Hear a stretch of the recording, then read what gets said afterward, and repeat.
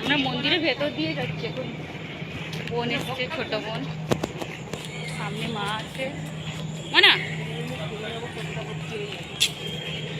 দেখি সোজা চলো, এই পাশে চলো। হাই বলে দাও, হাই বলে দাও।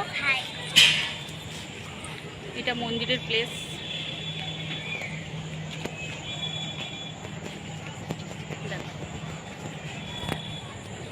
কি গরম।